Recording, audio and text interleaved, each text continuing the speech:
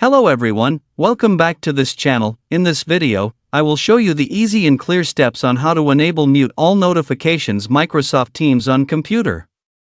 So how to enable mute all notifications Microsoft Teams on computer? Make sure you keep watching this video until the end.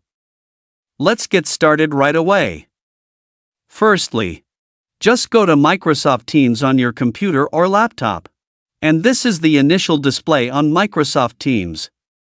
To enable notifications Microsoft Teams, just point the cursor to the upper right corner of the screen. Here there is a three-dot icon, and tap. Here a scrolling menu will appear. Tap the Settings menu.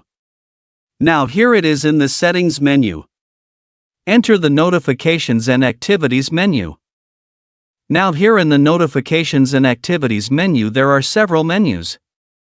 Here in the Mute All Notifications menu, tap to mute all notifications.